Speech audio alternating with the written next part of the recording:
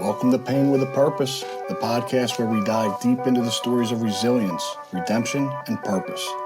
I'm your host, Chris Woods, and each week we will sit down with guests who have faced challenges with substance abuse, mental health, and recovery. But we're not just dwelling on the past. Instead, we'll explore what keeps them driven towards a purposeful life.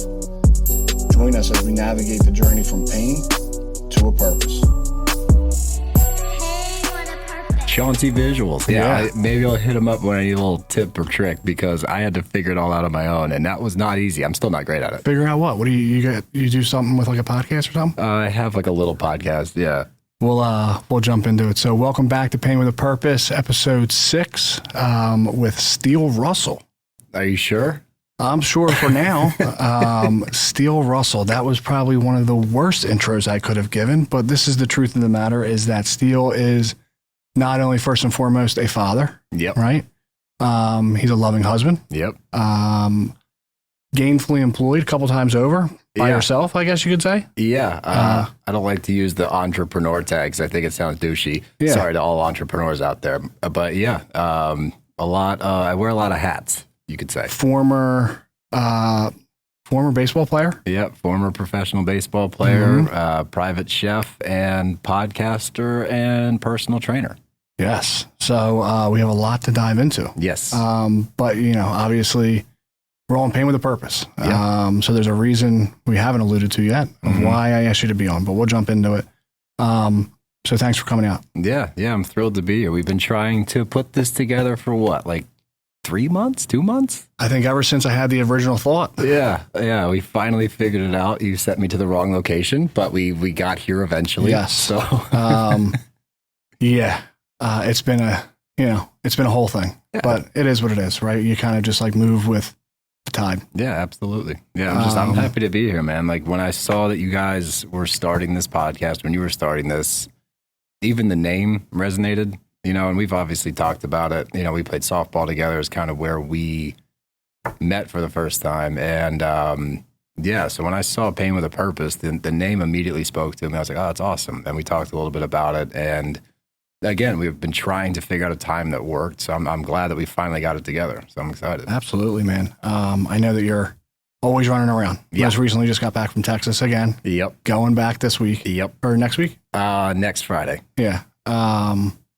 So yeah, I definitely greatly appreciate it. Oh, absolutely. Yeah, man. So let's dive into like who is Steele Russell, right? Let's start from this. Let's start from you're local. You're from PA. I was born in Texas. Okay. I moved to Philly when I was 7 with my mom and my brother. Grew up kind of back and forth. My dad was in professional baseball, still is, like my entire life. So we would go summers with him, holidays with him, full time in Philly. But I lived in Florida, Texas, Canada.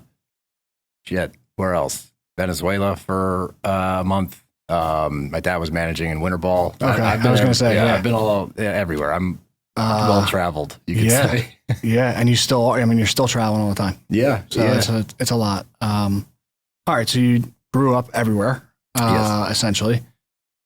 Started playing baseball young. Yeah, I know that about you. Mm-hmm. Walk me through that. So obviously very successful with baseball. Listen, making it to D2 is kind of a big deal, right? I think you went a little bit further than that. So talk a little bit about that. Yeah, I mean, like I said, my dad played for the Phillies, the Rangers, the Braves. He actually met my mom playing for the Phillies because she was the ball girl and he was playing right field. So that means my dad was spitting game during the games to my mom. Love that. Yeah, so my dad got traded to the Rangers.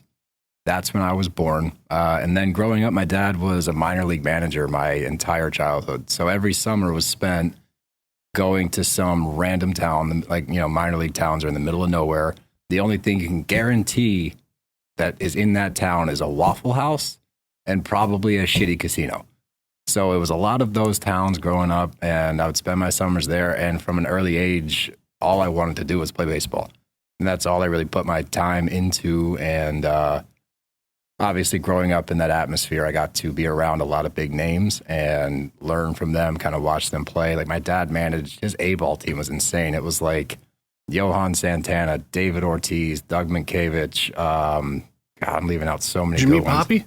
Big Poppy used to put me in the ceiling, like these ceiling tiles. He would move them and stick me and my brother up there to mess with us. AJ Przynski was on that team. So we grew up in a really cool atmosphere as far as baseball goes. And as I started to play, my career progressed. I was decent at it. And I went to CHA, had a good career there, committed to Ohio State, played at Ohio State for 2 years. After my redshirt freshman year, so my second year there, wasn't getting as much playing time as I'd like. So I transferred to junior college because I knew, like I said early, that all I want to do is play pro ball. And I'll do whatever I can to get there. So it was all kind of a means to an end for me. Like I always had that goal in mind. So when I went to pick a college, I was trying to pick a big name, go somewhere, get exposure so I can get drafted. Didn't play as much as I wanted to. So I transferred to JUCO in West Texas at Midland College, which is in, have you ever seen Friday Night Lights? So it's like Odessa, Midland. Like Midland? Are you from Midland? Like that's where I went to junior college, and my grandparents are from Odessa. So I lived with them, commuted to school every day, had a really good season there, got drafted by the Orioles, played for them for 6 seasons, parts of 6 seasons. And then going into my last spring training, my minor league coordinator came up to me and had a meeting with me and was like, hey man, you can either kick around AA and AAA this year. And like the highest level I got to was AA. He's like, you'll kick around AA, go to AAA and kind of fill in where we need you. But we had just drafted 3 catchers in the top 5 rounds. Some people that watch baseball, Jonah Heim might ring a bell. That's the all-star catcher for the World Series Rangers. He just got drafted by the Orioles, so Jonah was there. Austin Wynns, who's a big league catcher now. He's in AAA, I think, with like the Rockies at the moment. But the writing was kind of on the wall. I was always an organizational guy. I was really good defensively. Didn't hit great when I got to pro ball because they throw splitters and changeups, and that's bullshit. They should be illegal because I couldn't hit those. So he said, you can either do that or you can start your coaching career. And I was like, you know what? I always figured I would get into coaching at some point. So I was like, all right, let's do it. Let's give it a shot. And started coaching and did that for 3 seasons. And then all of my shit happened. And that got me back to Philadelphia 5 years ago. So I feel like we could do a whole nother episode on, because I have so many questions about like how competitive is like the coaching, just in the aspect of, because I mean, it's not like, me just because I like baseball and I played varsity, that I'd be a candidate for even a varsity high school team. Yeah. So I, whatever, for another time. Yeah, I'm happy to talk about it whenever. So you alluded to, that's when all of my shit happened. You ended up back in Philly. So I know, right? Because that's kind of how we kind of made this initial connection, right? I remember it vividly. We were down, where were we? It was a Sea Isle. We started like really talking about it. Yeah, we played that tournament with, I forget which one it was, but that is where it was. And we were just talking about, everything that happened and my experience and your experience. And, I immediately didn't have a podcast at the time, but I was like, you need to do more, right? Because you have a very interesting story. And there's also a really huge perception of like what an alcoholic or what a drug addict or what somebody struggling with mental health might look like. And for all things considered, it wasn't you. And it's interesting you say that, because I remember when I got home to Philly in 2018 and got out of rehab and everything. And when I saw people from my past life, they were like, oh man, what you been up to? And eventually that would come out. And the reaction I always got was, you? Like, yeah. I'm like, really? Like you? Because, my big thing from an early age, because of how I grew up, my parents getting divorced when I was younger and going back and forth all the time, the only constant really in my life was my older brother. We would go back and forth together. So you learn to become independent at a very young age, which has its benefits, but at the same time, it has its downfalls, because I just assumed I'm a grown-up. From an early age, I could take care of myself. If I had an issue, I would handle it. I wouldn't lean on other people. I didn't talk about my shit. So I just thought I was self-sufficient with everything. So when push came to shove and shit got out of hand, it's like I've been able to do everything else I've wanted to do. Anytime I've had a problem, I can fix it. Anytime my friends have a problem, they come to me, my family. Like that was the big thing in my family. I was the peacekeeper. anything went wrong, I was always the middleman. And same with my friend group. I was the guy that would take care of things. Like, you got a problem, I'll help you out. So when it came to trying to deal with alcohol, it didn't resonate. I didn't understand, why is this thing kicking the shit out of me? And it pissed me off. And instead of, swallowing my pride and being like, hey, I'm fucked up, instead I'm like, I'll figure it out. It's getting worse and worse. No, you got it. Like, eventually you'll figure it out. Like, don't worry about it. So it's this double-edged sword of, you want to be quote unquote a man. And like my dad growing up, he's from Oklahoma, he's in baseball. It's the mindset of rub some dirt on it, pick yourself up by your bootstraps, all that shit. So that was ingrained in me, where it's like asking for help is soft, or being emotional, being vulnerable, opening up to people and allowing yourself to either get help or just say, I need help, was so foreign to me that I never even broached the topic.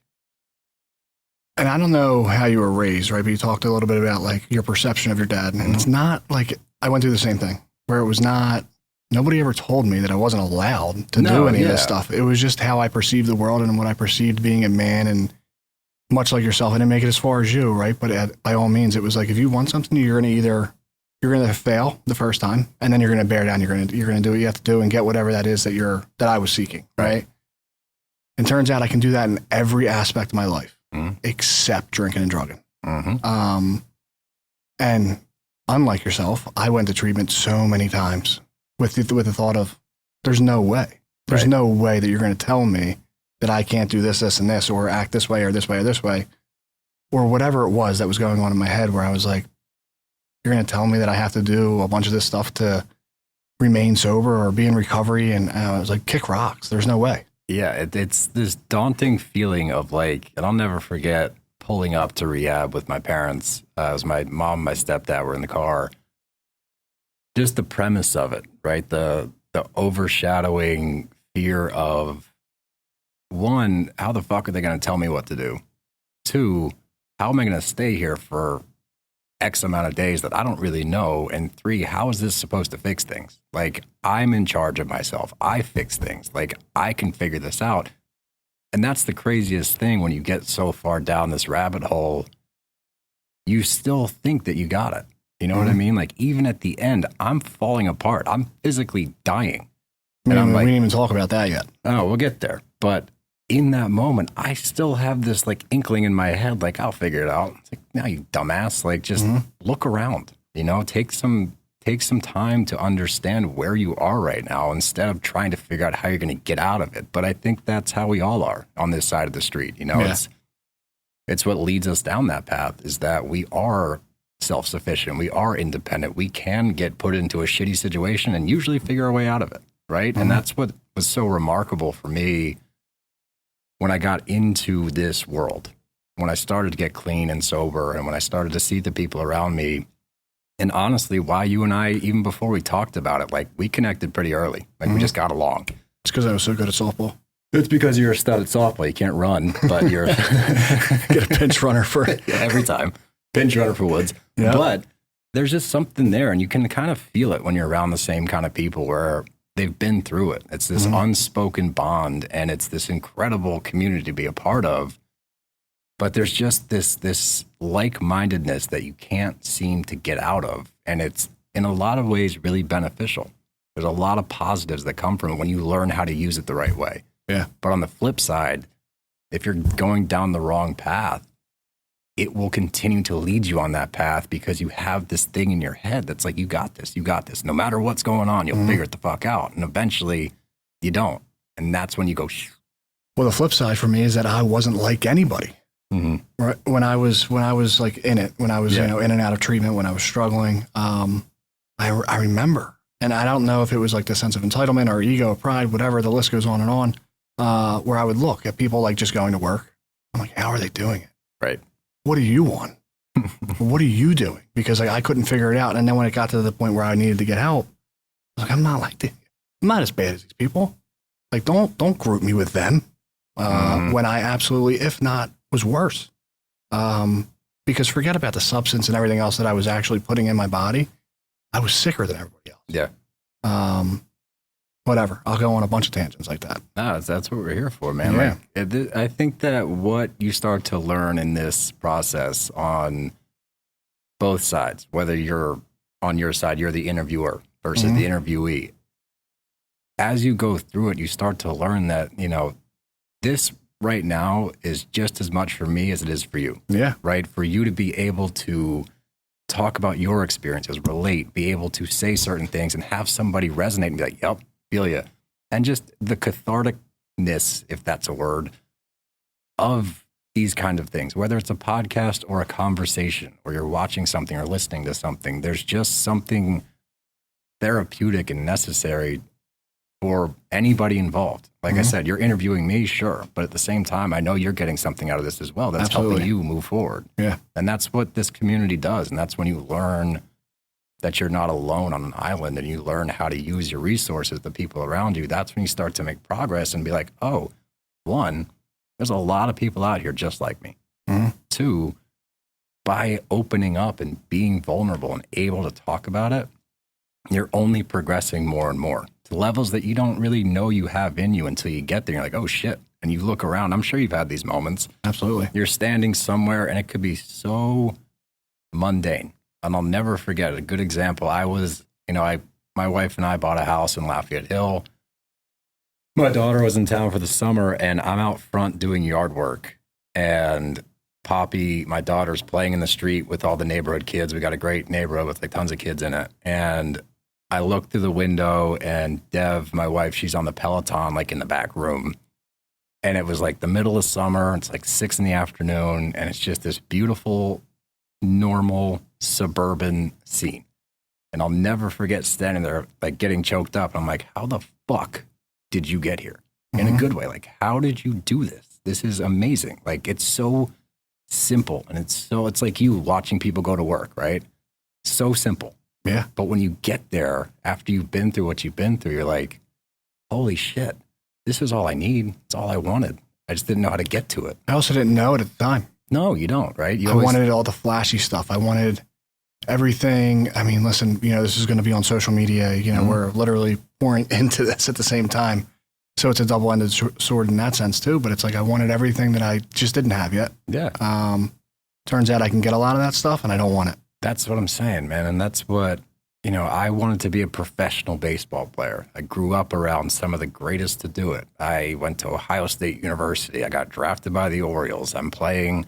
I lived 6 months in Australia playing in the Australian Baseball League. Like I did all of these crazy things. And that was my only sole focus to the point that when I got out of baseball, I was so lost because my entire identity, my entire personality was wrapped up in I'm a baseball player. Position and a number. Right. Yeah. That's my life. And if I'm not successful there, what the fuck am I going to be successful at? And it was the greatest thing that ever happened to me to step away from the game to realize that there's so much more to life. Whatever you think your number is, whatever you think your lot in life is, I promise you, there's way, way more out there. And sometimes, like I said, it's just the simple shit. Having a home base. I lived out of a fucking hotel or apartment for 8.5 years. Every 6 months, I'd move apartments. And then during the season, I would stay in an apartment with like 6 dudes, 3-bedroom apartment, 2 guys living in the living room on air mattresses. If you paid more money, you got to live in the bedroom, no furniture. And like, that was my life. That was my normal. And I never forget my big wake up call with that one day is people always say like, oh, that must have been awesome. Don't get me wrong. Like professional baseball was incredible. And I'm grateful I got to play. I'm grateful I got to grow up in it. But I was like 25 and I was on the road. I was in AA and I think we were in Erie because that hotel sucked. And PA? Erie, PA. The Erie Seawolves is a AA team. Yeah. And there's this hotel, dude. And it was like, those hotels with the pool inside, the rooms are around it, but it's indoor. Yeah. So everything in the hotel is wet. You wake up and the door has condensation on it. Your clothes smell like shit. And you're just like, I remember I had my own I can literally room. picture it right now. Yeah, you can smell it. You can like taste it and feel it. That's where a lot of conventions are held. It's Yeah, it's those kinds of places. That's where I lived pretty much because of baseball. And I remember waking up and like putting my clothes on. They were damp. I looked at the door. It was like sweating. And I was like, what the fuck, dude? Like my friends, and at this point had careers. They'd graduated college. They were moving up. I'm making $1,200 a month playing double-A baseball in the middle of nowhere. And I had this weird moment where I'm like, one, this is kind of dark. Two, I'm more comfortable here in this hotel room than when I get back to wherever my home is in that apartment. Yep. I would rather be in the hotel. I'm like, that's probably not great. Yeah. And that was, I still had 3 more years of pro ball after that. Well, you're always used to being around people 24/7. Yeah. Right. Because that's got to play a huge, I mean, you have a family now, so you know, but in a different sense, that's got to play a huge part too. Yeah, it does. I mean, you know, that's interesting, especially in professional baseball, because you're constantly surrounded by the guys and your teammates and your coaches. You got spring training, then season, all that, and then instructional league after the season or winter ball, whatever you're doing. But at the same time, it's lonely and so isolating because those are your boys, they're your teammates, you ride or die for each other. At the same time, the other catchers on the team who I'm spending most of my time with, if I tear an ACL, they're not that bummed out because they get to play. They get to play more. Mm-hmm. Like, it's this weird sense of, these are my friends, but at the same time, I don't really know them. They don't really know me. Everybody's really just looking for a shot, too. That's all you're doing. You're waiting for your turn. You are literally in A-ball waiting for the double-A catcher to get hurt so you can go up and play. When you're in double-A, you're waiting for the triple-A or the big league catcher to get hurt so you can go play. So you're always waiting for something. So it's this weird, isolated lifestyle. And in the meantime, outsiders looking in are going, that's so cool. So in your head, you're like, I have to make it seem cool because I don't want people to know that actually I'm pretty fucking lonely and not very happy right now. And who do you, at that time, you might not have really been conscious of it, but like, who do you talk to? Nobody. I'm sure the team has something, but you don't go to them. No. And like when I was in baseball is when they started to, there's been this major shift in professional sports in general, which is great, that it's much more health focused. It's much more mental health focused. I was like the last generation of professional baseball where it's like, all right, game's over at 10, dive bar at 11, bed by 2 or 3, wake up at noon, do it all over again. And that was our lifestyle. In the heat. Like, that's what we like to do. And that was how I grew up, seeing those guys do it. So that's what I did. That's what my teammates did. Like, that's what we enjoyed doing. Now, like, my little brother, he's in the Royals organization. He just got drafted. I remember that, yeah. They're night and day different. When they get done games, they do yoga and they drink green smoothie and they do breathing exercises. It's a different time. It's great though. Like that should be, because your body is your livelihood, right? So we're treating our bodies like shit because we're professional athletes. That's what we do versus no, maybe take care of yourself a little bit more. So I'm glad the shift has happened. But when I played, again, there's so much testosterone in that room all the time that you don't want to seem like a bitch. Right? Yeah. You don't want to be that guy where it's like, oh, I need to go talk to a therapist, or, oh, hey, man, I don't think I'm doing very well mentally. Like, can we have a talk? Like, you don't want to open yourself up to that, not because the other guys wouldn't be open to it, because they're going through it too, right? Everyone goes through this stuff, whether it's baseball, fresh out of college, whatever your career choice is, whatever your path in life. At work. It doesn't matter, right? It's just, that's what my reality was. And I knew that I was not comfortable letting people know that I was hurting. I was not comfortable being vulnerable and opening myself up to criticism or admitting, hey, I'm just not okay. Yeah. And that hurdle, and, especially for men, like, we have this roadblock for whatever reason. And it could be generational, like from our parents to us. And it's definitely easier now and more people are talking about it, which is incredible. But especially when we were growing up and in our 20s, teens, whatever, that was such a thing where it's like, no, don't be a bitch, dude. Don't be a bitch. Which at the same time, looking back, it's like, you're a bitch if you can't talk about it. But to understand and finally realize that, I had to go through what I went through, or I wouldn't have had my eyes open. I also think, and this is more of a normality now, like us talking about this on a public platform, if you will. But I think it all started to kind of break the ice when people started doing exactly this. Yeah. Looking back on it, especially now, and what I do for work, and even like my friends, people don't want to talk. It's like, open up, man. Yeah. Like it's really not that big of a deal. Mm-hmm. But I remember back in grade school, high school, I'd be dying inside. Who knows, right? Like, and I think I actually absorbed some of this, maybe this idea or conception in a treatment center, but it was like, you could punch me in the face right now, right? And I would get over it quicker than if I were to find out that you were talking shit about me for the last week behind my back. Yeah. Because that other stuff, like at least that's in public, or, whatever happened, or, we get to fight, whatever the case may be.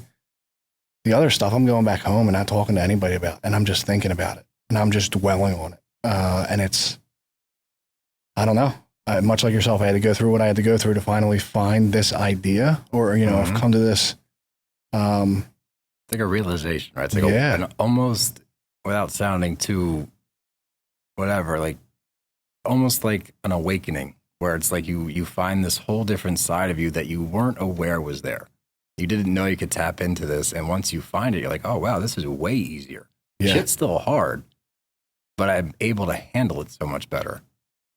You talked about, not to sidetrack or go back to what we were just talking about, but you talked about like a really cool moment that you had at the house, right? Yeah. And it was like all, it was just like this snapshot of everything that you wanted in life. And it just all came to fruition in one moment. I had one the other day, and I was screaming up to my wife, who was working. I think she was still working, so she was probably pissed that I was screaming her name. But the kids were home, and they didn't really understand. My twins are 7, but this, I don't know her name. She's been my neighbor, across the street neighbor, for coming up on 6 years. You don't know her name? Don't know her name. You should know her name. I'm not good like that. I'm really not. And I'm sorry if you ever watch this podcast, but congrats on the graduation. We'll call her Ethel. Way to go, Ethel. So, she got out of the car with her mom and dad, right? And she gets out. Mom's wearing the graduation cap. She gets out with the gown on, right? And she walks into the house, and I'm like, oh, that's awesome. She graduated today. Didn't know if it was high school, didn't know if it was college, but as soon as she walked back out, Mom plopped the, SJU right on the lawn. Obviously, it's college. And then she goes and knocks on the neighbor's door, right? And I'm getting like emotional thinking about it. And I don't know why, but she was proud to show the neighbor that I assume has probably followed her entire life, right? That she just graduated from college. And Mom and Dad were out there taking a picture of like his initial reaction. And I'm screaming at my wife. I'm like, oh, you got to look outside. She's like, what? And I'm like getting choked up, like, screaming her name, like saying, getting her attention. But like, I don't notice stuff like that when I'm out there. And that's what we're talking about. I don't want to get too corny about like recovery and the big book and things of that nature, but you want to talk about the fourth existence, right? Like being in the right here, right now. Like that's some shit. That's literally what my life has become about. And, when I talk some on my Instagram, not as much as I used to, but I make sure I at least make like a video every year on my sobriety date to talk about it and like what I've been feeling or thinking about or sharing my story again, anything that pertains to the moment, in the moment. And that's my focus now. And I talk about it a lot, is taking stock in your moments. And a lot of people don't do that, and it's not their fault, and it's no one's to blame. You get caught up in the rat race, you get caught up in work, you get caught up in your kids' schedules, whatever it might be. Like life speeds up so fast that it's nice to have a reminder every once in a while. Take a step back and look around. And it's the moments, because the moments are what's going to get you through a downtime. The moments are going to get you through when shit hits the fan and you're not sure which way to turn. That moment of seeing your neighbor graduate. So innocuous, right? Not life-changing for you, for them, obviously. Congratulations on the graduation, but you're just a third party to it. But at the same time, being able to step back and recognize, wow, good for them. Sharing it with the neighbor. They must be invested in their life. That's a beautiful thing. This is such a beautiful moment that you've gotten to witness. 15 years ago, you wouldn't have fucking cared. Like, I wouldn't have cared, but I also, I don't know why I had such a moment. I went through like multiple thoughts. I was like, imagine like the rough times, right? Like imagine like the times that this girl might not have wanted to finish high school, right? Imagine the times where she didn't want to go to college. And next thing you know, then I went into like this segue thought of, imagine how like good of a family they might have, like how close they are, right? And maybe it's the truth, maybe it's not. I have no idea. But a lot of like what I try to model me and my daughters after kind of just like transposed in front of my eyes. And I was like, this is a pretty cool moment. That's amazing. And that's taking stock in a moment. Mm-hmm. That's recognizing a scenario. And that's the biggest thing is usually the moments are something that seem not that big of a deal. It's standing and watching my daughter play with the kids while my wife's inside in the middle of the summer. And I'm just like, wow, I'm like a suburban dad right now. And that's fucking awesome. Yeah. It can be anything. And it's just, if you're not present, one, it's not your fault. Shit happens. Life speeds up, like I said. But being present enough to recognize that and then say, oh shit, I need to slow down and step back and just look. And it might be something in your life. It might be something in someone else's life. It might be a post. And like, that's when you said earlier that kind of like perked my ear up is you don't want to get corny, right? You don't want to get corny. But at the same time, there's so much to be said about the corny shit when it comes to sobriety, one day at a time, like shit like that, where it's like, yeah, duh. But, or like, just ask for help. Like all of these different things that we're taught to do on paper look and sound corny, but the corny shit a lot of the time is the best shit. Yep. Like sometimes it's nice to be corny. It's nice to sit back and get choked up at a moment that you don't even know their name. Yep. And you're sitting there trying to hold back tears.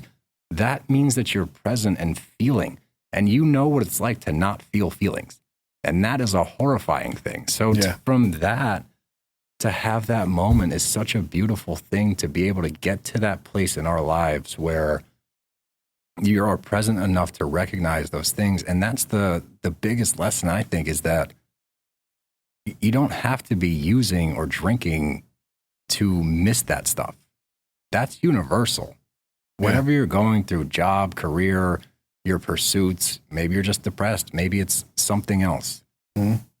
That's a lesson that everybody can take home because we get so caught up in shit that you don't just pause and go, yeah, you know what? And like a big thing that I try to live my life by is because I got sick of the trope in like meetings or rehab when people would say that life sucks, stuff like that. Because, and we'll get into, you know, the dark part of my stuff in a little bit, but as somebody that almost died, life does not suck. Life is hard. Life gets really fucking hard, but life does not suck. I promise you that. I promise the alternative or being close to the alternative is infinitely worse than going through a hard time living. The difference is being able to recognize while you are alive and in the moment when you're having a moment to be like, oh shit, hold up. I need to take a breath. I need to look around. I need to take stock in my life, take stock in my moments, take a little inventory as to what's good right now. Doesn't mean it's going to fix everything. Doesn't mean you're going to wake up the next day and be like, oh, I'm good now. Yep. But it points you in the right direction to be able to recognize I need to make a change or I'm simply unhappy and need to ask for help. But if you're not within yourself with your present moment and self, that stuff will go over your head. Using or not, drinking or not, that's universal. And I learned that pretty quickly. Yeah, I don't know. So the way that I perceive all of that, right, is, you know, you talked about life being really tough, right? And like life doesn't really suck, but it can absolutely be really difficult. Yeah. Multiple times a week. Yeah. And everything that we're talking about is all great, right? And like, yes, we had a moment, and I have multiple moments, and I know that there's many more moments to come if I continue down this path. Yes. But that's not always the story. But early on in my sobriety, I don't know why the original thought, I don't know where I got this, you know, this idea of stuff, but I'm a firm believer, and maybe it's true, maybe it's not, but it works for me, that nothing happens by mistake. You know, I'm also, you know, like I didn't go through everything that I went through to get to this side and have a tough day and just get dropped here, right? So that's kind of what I try to keep in the forefront of my mind, even if like some catastrophic stuff is going on. Okay, it's just another day. Yep. It's just another moment. This moment's just not as beautiful as the other one. Absolutely. If I got through what I got through to get to this point, I'm fairly certain I can get through the next one too. Now, granted, there's some really horrible things that happen. And again, there might be some really bad stuff down the road. I don't know. But up until this point, that's been my experience. And it hasn't been just a couple of weeks. God, I thank God for that. I don't know how I'm still sober, but I am. So I'm a firm believer of that. And right? It's funny you said that because, and again, I'm saving the story from when we get into it, but there was a moment My second day in rehab, there was a guy in there that was getting out the following day. And he'd been there for 60 days, I believe. And I'm talking to him, and I'm still in that mindset of like, how the fuck am I supposed to stay here for at the very least 30 days, if not more? And when you get in, I think that's the initial thought for most people is like, what do you mean I have to stay here for at least a month? Like, that's a really, really long time to be here. So I just asked him, I was like, how do you do this? How do you stay here? And he was like, all right, I want you to think about the worst thing you've ever been through other than this. Think about the worst moment of your life up until this point. All right, I'm thinking about it. He goes, do you still think about that often? I'm like, no. Think about the second worst thing you've been through. You think about that? I'm like, no. No matter what you've been through, at some point, it will pass. That trope, that corny trope, once again, this too shall pass. Mm-hmm. That is 100% true. And anybody listening, think about some of the toughest shit you've been through. Think about high school, right? Think about all the dumb shit in high school that seems like it is the end of the world. You don't think about that shit anymore. And he was saying this to me. He said, sometimes, man, he goes, you got to dig your fucking heels in, grit your teeth, and just get through it. Just get through it, because one day you're going to look back at this. It might be a month, a year, 2 years. You're going to look back and be like, oh man, that feels like 10 years ago. But it just happened. But that is true for anything that anyone's been through. And yeah, sure. Again, it might take a week, a month, a year, 2, 5. I'm not trying to minimize anybody's experience. But eventually, this too shall pass. You will get past it, and you will be looking back. So he said to me, he's like, dude, however long you're here, grit your teeth, dig your heels in, and just fucking get through it. And that was, like you said before, right place, right time. Nothing happens by mistake. Everything happens for a reason. That being my second day there and getting that advice right out of the gate was monumental and started my shift towards everything happens for a reason. I was not that guy before. No, not at all. Not even close. Like, yeah, coincidence, it just happened by chance, whatever. I believe wholeheartedly now that you are meant to be where you are at all times. Things happen for a reason. The big moments in your life, you're there to experience that intentionally. Yep. And I'm not super religious, so I'm not going to say that's God. I'm not religious, but there's just something out there that puts you in the position to move forward in your life. Now, when you get to that point, that's when you need to make a decision, go this way or go that way. Mm-hmm. But you are put in a position intentionally throughout your life. I firmly believe that. Absolutely. We're talking about some deep stuff. Yeah. So if anybody's listening, we'll get into like the dark stuff and like what it brought us to this point at some point. But I will take a second. If you do enjoy what we're talking about, like this reel or whatever you see on Facebook, right? So we're on Facebook, Pain W Purpose, YouTube, Pain with a Purpose podcast, and Apple and Spotify, Pain with a Purpose. We greatly appreciate it. The support, you have no clue how often it just brightens my day. So, yeah, love all you for watching. Thanks for watching. If you are watching, if you're not watching, I'm going to keep doing this by myself. I don't care. Get those plugs in, baby. You got to plug. Yeah. You know what I mean? But yeah, talking about plugs, you have a podcast. I do have a podcast. Yeah. So we'll segue into that, and then we'll get back to the deep stuff, right? Because we've been deep for a while. Yeah, right? We could just take a breather. And this is the deal, right? Because we could be here for 4 hours. If we just stay deep, we would just be here. Bro, I could talk to you till 6 a.m. tomorrow. And I would love it because I would have a ton of footage. But yeah, the cameras won't hold up. No. But yeah, so you have a podcast. I do. Talk to us about that. Talk to us about BravBros. All right. So BravBros is my podcast. Me and Shooter Magooter. Shooter is his nickname since high school. So I've known this idiot since we were 15 years old. And, when I got back home, that was another part of my journey is I pretty much lost track and lost connection with all of my friends back home. Didn't really talk to them anymore. So when I moved back, we got back in touch, and I did with like my whole high school friend group was all still pretty tight, which was awesome. So I kind of fell right back into it, which was great. But we have a podcast that talks about Bravo TV. Say it with a straight face. I can't, not because I'm not proud of it. Absolutely not. No. Only because like the premise and the fact that it has done what it's done to this point is still so remarkable and astounding to me that like I can't say it without kind of smirking because it hasn't sank in yet. Can't believe it. No, but you know, it started because it was pandemic, quarantine. Like remember those 2 weeks we weren't allowed to leave? Mm-hmm. So I lived in a row home at the time with Devin. We were dating at the time. We weren't engaged yet, but we were living in a row home, and she was starting Vanderpump Rules, which is a Bravo TV show for those that are unacquainted, from season 1, episode 1. She's like, I'm going to rewatch it because... What year did it come out? VPR came out, 2011 maybe. Okay, so she was starting it fresh. There were 7 seasons at that point, and she had seen it already, but she wanted to do like a deep dive back into it. And the place is not very big. That's why I emphasized row homes. So I can't like escape to another room and like do something else because like upstairs is like the bedrooms. Yeah. So I'm in the living room. She's starting from like season 1, episode 1. We're on lockdown. We can't leave the house, and she's watching Bravo. I'm on my phone, trying not to pay attention.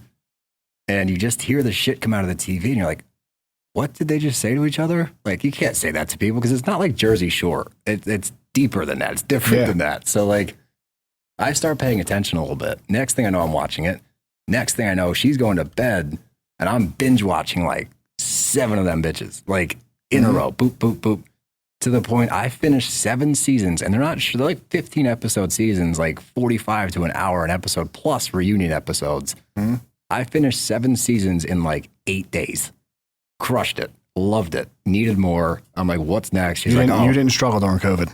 No. You were doing well. Oh, we had a great time. We were on lockdown. We talk about it all the time. I'm like, that was way better than it could have been. Like, we really enjoyed ourselves. And after I got done that, I was like, what's next? She's like, oh, now we got to start the Housewives. That's like the big ticket on Bravo. We got to get into the Housewives. So we started watching Real Housewives of New York. So I thought BravBros was just Vanderpump Rules. Oh, no. So this is anything that's on Bravo. All of it. I watch like 8 hours of Bravo a week and talk about it for like 8 hours a week.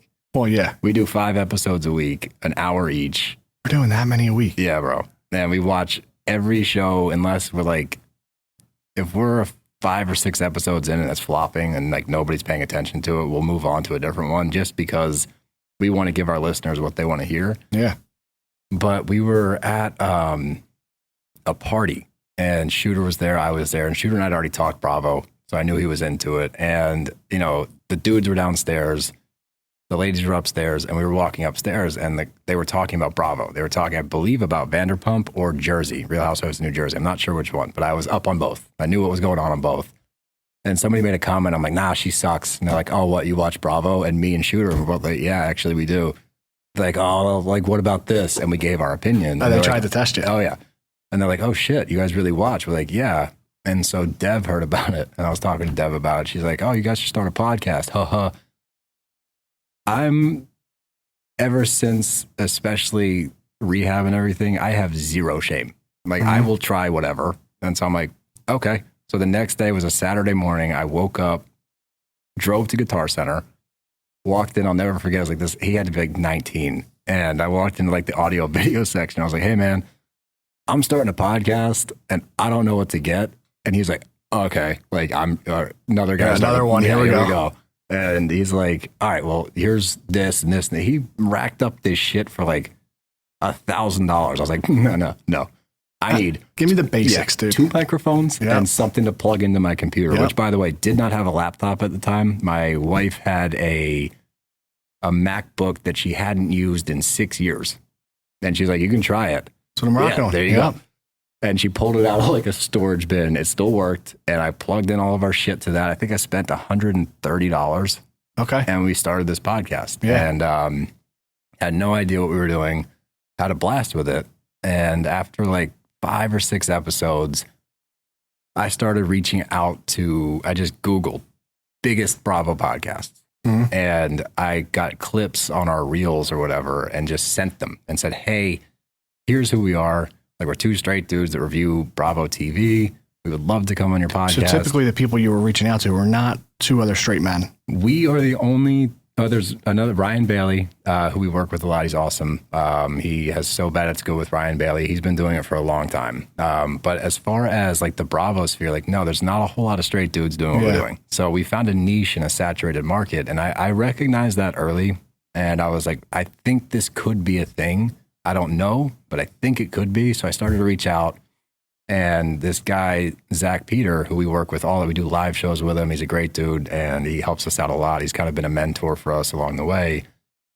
And he's got no filter with Zach Peter. And I sent him a message. He had like 30,000 followers. We have like 30. Mm-hmm. And he was like, oh my God, I love you guys. Like, this would be awesome. Come on my show. So we went on his show. We went from 100 listeners to like 1,000 listeners the next week. Yeah.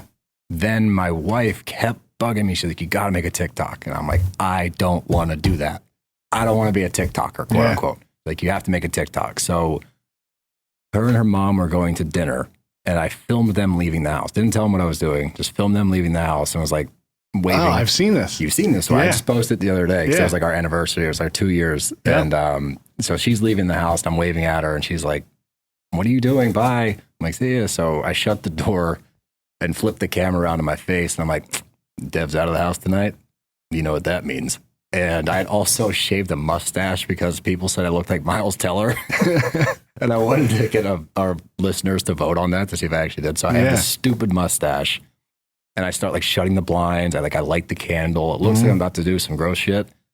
And I flip the camera around one more time and it's me like kicking my feet up and Housewives is playing.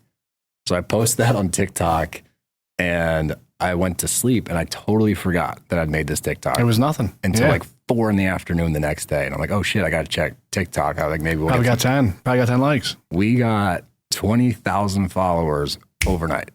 Oh my God. Like, just jumped off. And that took our listeners from like 1,000 to like 2,000. And then from there, it's been a lot of networking.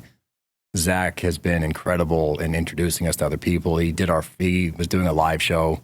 He's like, you guys want to come and do a live show? And that was like my number one goal. That was DC? Or that was the most recent one? No, that was the most recent one with DC. But no, our first one was in Philly with Zach at the City Winery downtown. Yeah.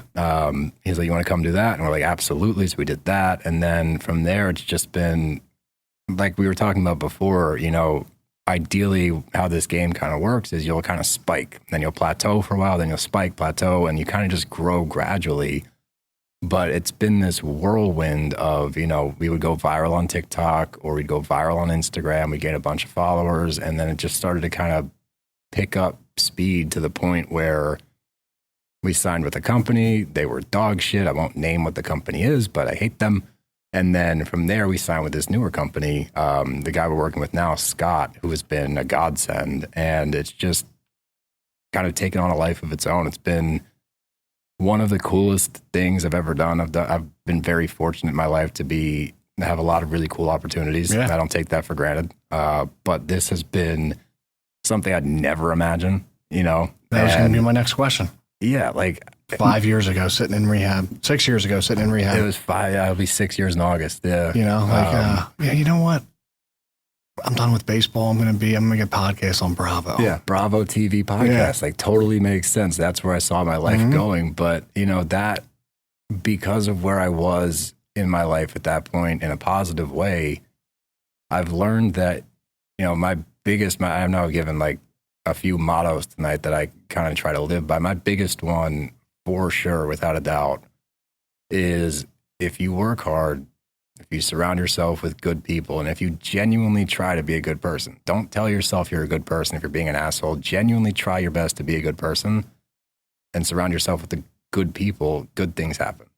And that's been kind of my mantra since I got out of rehab, is just to buckle down, keep your head down and work and be nice to people and be open to new experiences, be open to new perspectives and all these different things. And what that gives you is weird opportunities out of nowhere. All of the things I have now, I'm a private chef and I've cooked for Michael Rubin. I've cooked for Michael Nutter. I've cooked for the owner of the Sixers. That's not Michael Rubin. Mm-hmm.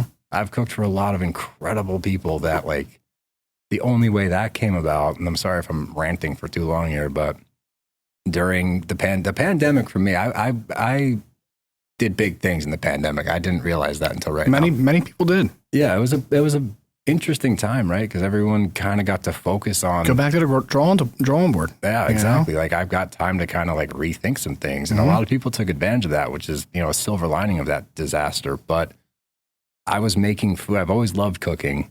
Didn't go to culinary school. Cooked my whole life. My mom loved to cook. I love to cook. So during the pandemic, I really got into it. And my sister Riley, who was 23, was like, you should start an Instagram and just post your food. I'm like, all right, cool. So she's like, oh, call it Steele's Meals. And I was like, great, good idea. So I started this Instagram account, and I was working at a gym, personal training at the time in Chestnut Hill called Balance. And while I was working there, this woman was walking out who was a concierge in the area. And she's like, when you cook for people, do you cook at their house or do you drop the food off for them? I was like, I don't do either of those things. I take a picture and then I eat it. And that's it. Like, well, would you want to? Because I have a private chef that is sick, and I've got this couple that works.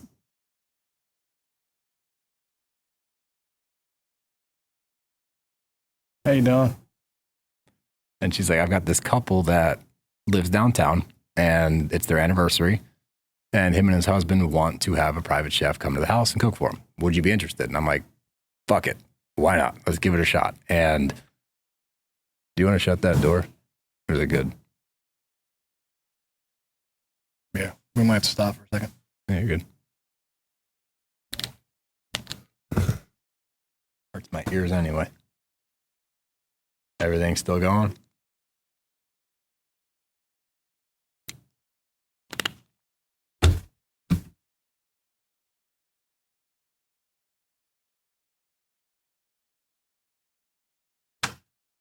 Wow.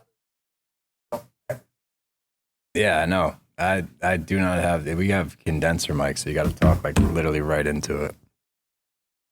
Still recording. You're good.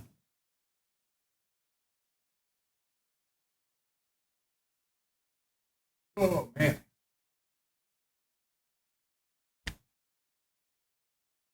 Oh. All right, give me another clap, and this way we'll know where to pick up.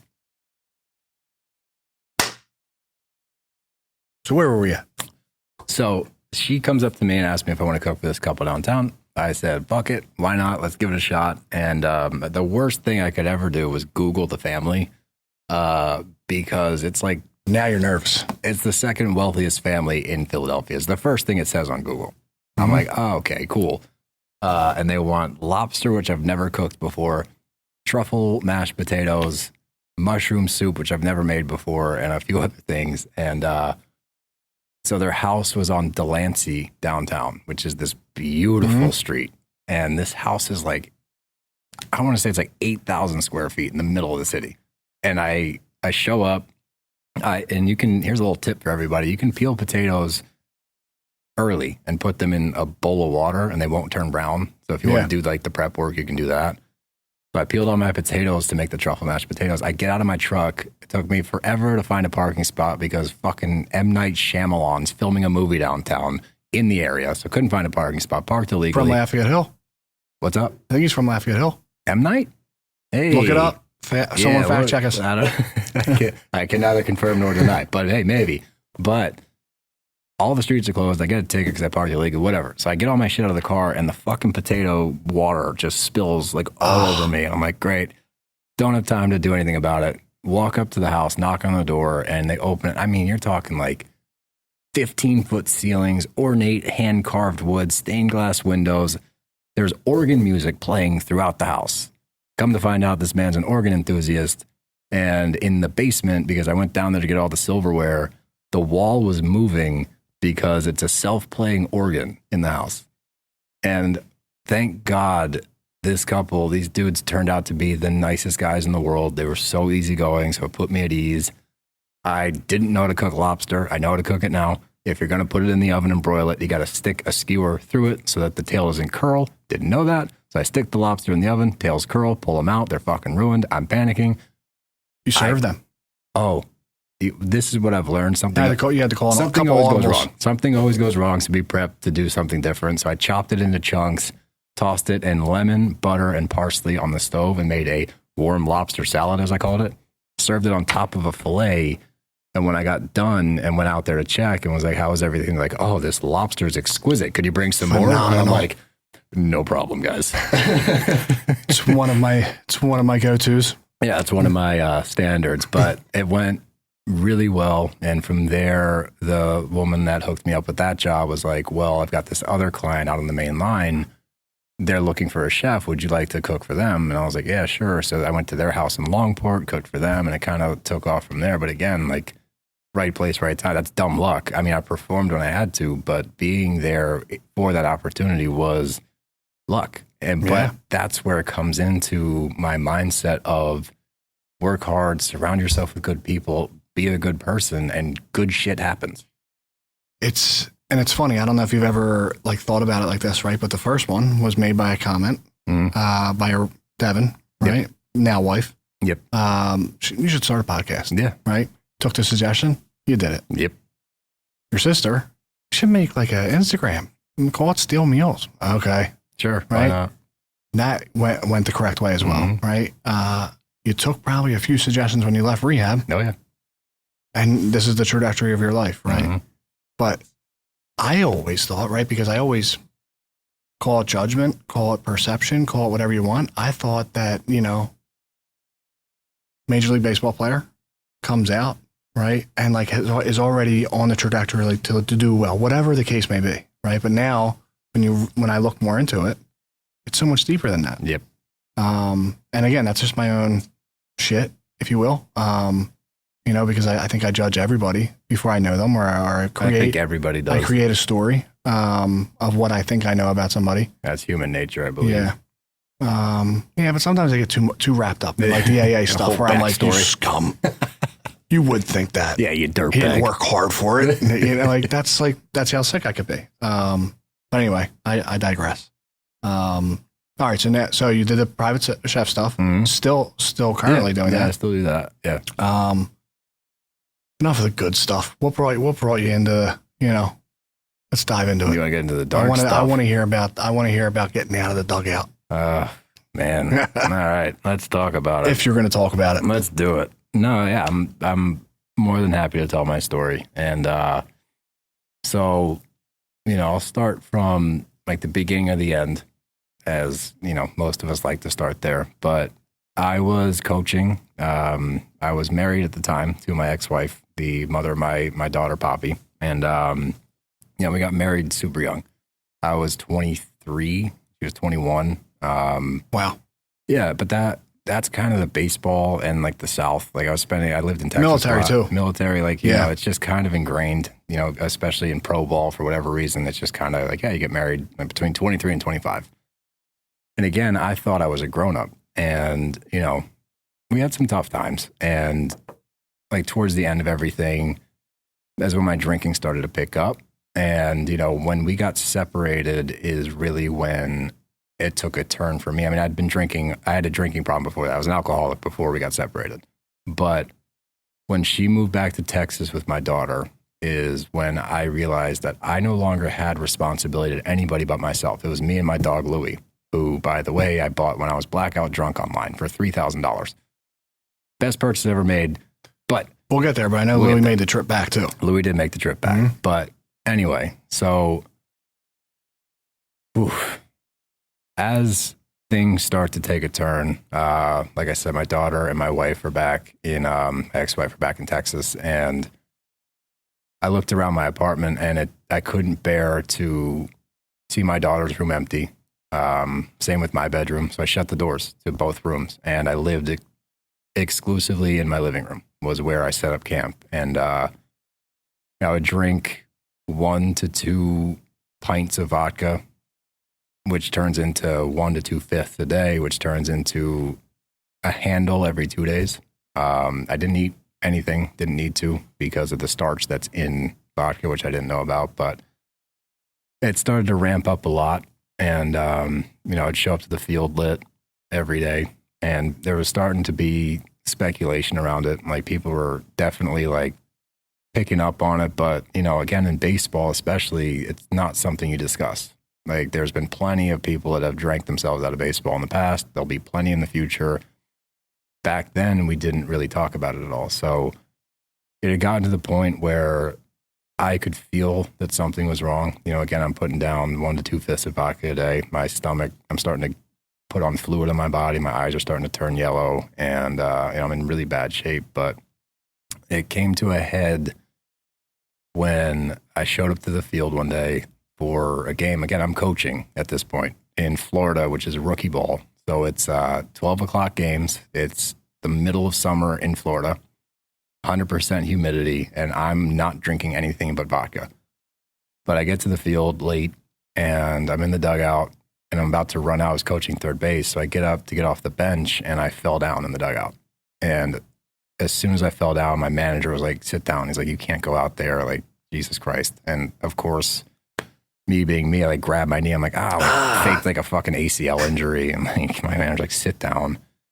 So the game ends, and, you know, I rushed to get out of there because like I kind of realized what was going on. Again, I'm wasted at that point. And I always kept a water bottle in the dugout. In the bathroom, a vodka, yeah. I hid it above the vent in the bathroom, and I would go in there and take a hit like every half inning or so just to keep myself level, honestly. And I rushed out of there. I turned my truck on. Didn't drive, thank God, but I turned my truck on and realized I forgot my phone, and I went back in the clubhouse, and my head trainer flagged me down and goes, you need to come in here now. And he sits me down on the table. He's like, you're clearly drunk. And I'm, no, I'm not. I'm fine, whatever. And he lays me down and strapped me to an EKG machine at the field. And my blood alcohol content was 0.3, or sorry, that's later. My heart rate was 149 beats per minute at total rest, which is not safe. That's borderline, you know, heart attack, stroke. Yeah.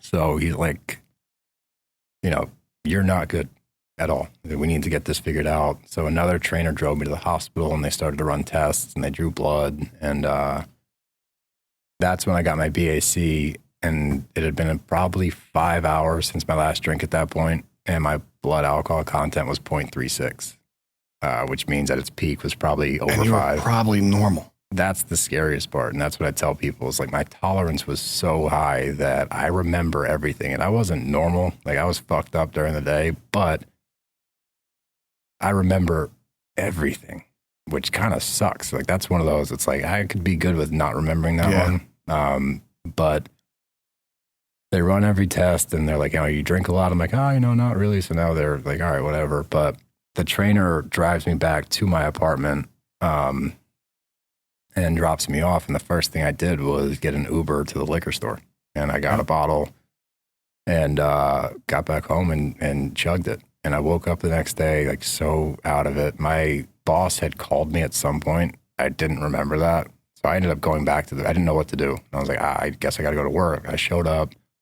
My manager saw me and was like, you can't be here, dude. You got to leave, like, now. And I left and got in my truck to go home. And my catching coordinator, who I'd known since I got drafted, like Donnie Werner, who's like salt of the earth, this fucking great dude. He's a legend in baseball. And his son had dealt with addiction. And as I'm about to leave the field, he like, oh, by the way, before I left the field, ran to the dugout to grab my vodka out of the bathroom, make sure I had everything. But got back to my truck, and Donnie came up and just like stopped me. I was like, hey man, like, love you. I care about you. Like, I want you to be okay. I still talk to Donnie. I check in with him every now and then now, which is great. But I went back to my apartment, and, you know, my boss called me again. He's like, you got 2 options. He goes, you can either go get help, or we can terminate your contract. Like, that's your options. And you're not thinking clearly. So I'm like, I don't have a problem. Cancel it. Like, no, at that point I did. Like, at that point I knew. Yeah, but it's like that ego. It's like, go ahead, cancel it. I'm like, terminate my contract. And it was ego, but it was also fear.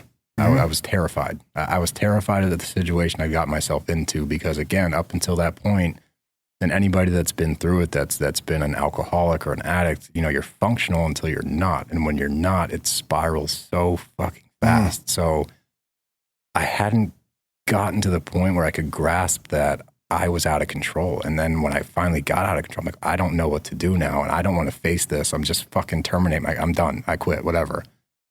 Thank God he called me back and he's like, look, we're not going to fire you. We're not terminating your contract. You need the insurance. We're going to figure this out, but that's not happening. So for the next 48 hours, and as you know, when you get to the end of your run and you know it's the end, it's a fucking free-for-all. So I went to the liquor store. I bought a handle of vodka and just started chugging it. I don't remember a whole lot from that last 48 hours. It's probably for the best, honestly. But the one thing I'll always remember that really sits with me and probably always will, and it's probably a good thing, was, at that point in my life before this had happened, it wasn't that I was like functioning and fine. When we got separated and I was on my own, it was like really dark nights where I would drink 1 to 2 pints. Like I said, I always got the pints because they were cheaper for whatever reason. And it got to the point where my body hurt so much. And I remember I woke up one morning and my mornings consisted of either throwing up or, not to be TMI here, but I would shit and it would just be blood. Yep. There wasn't anything else. It was blood.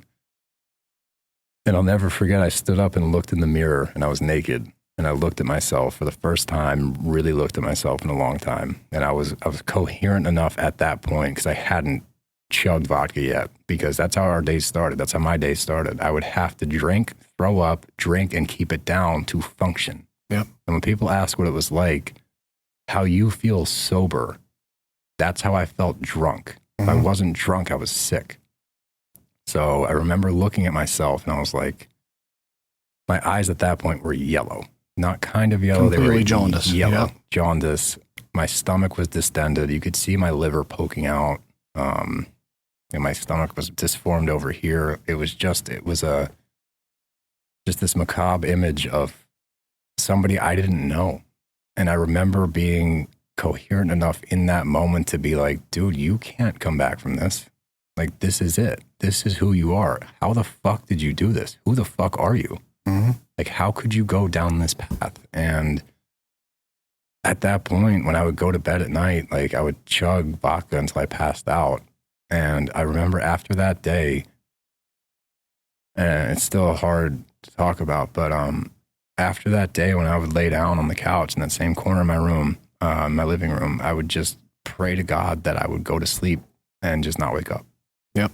Because that would be so much easier than the pain, than recognizing that I'd ruined my life, that I let my daughter down, I let my parents down. Like, it was just this overwhelming feeling of just fucking let it end.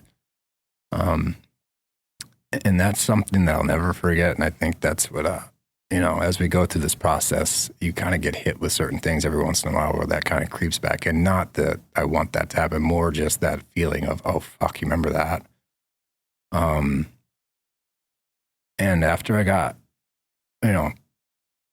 caught at the field or whatever, I had that 48-hour window of fucking whatever. And my uncle, David, flew out from Texas to my apartment and packed up all my shit. My stepmom was there too. They didn't live that far away. So she was there, and he packed up all the stuff I needed for my apartment. My apartment was a fucking mess. There was shit everywhere. I can only imagine. There was dog shit everywhere because of Louis. And that was my dog that I purchased for, again, $3,000 drunk one night. But he packed us in a truck and he drove us north to Philly. And, at the time, we thought I had to white knuckle to get back. We were not aware. And for anybody out there listening that does not know, if you are withdrawing from alcohol, you can die pretty easily. I remember the only time that you told me that, I was like, you did what? Yeah, it's not smart. So if you're ever headed to treatment or taking somebody to treatment, make sure they have booze on the way just to keep them level until they get to a doctor. Let the doctors detox them correctly. That's why they exist. Yes, we didn't know that. So we did the best we could. My uncle did the best we could. He drove fucking straight through to get me back to Philly. We did stop. This is kind of funny. It's not, but it is now. Like, we stopped, I think, in like South Carolina or something for the night. And he took a shower and I saw my chance.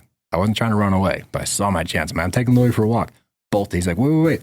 I'm out. Yeah. There's a gas station next door, and I tie Louis to a trash can. Airplane bottle or something. Dude, no, I wish. I'm so upset that this is the last thing I drank. Then hopefully this will be the last thing I ever drank. I'm so bummed out because I was like a big whiskey guy.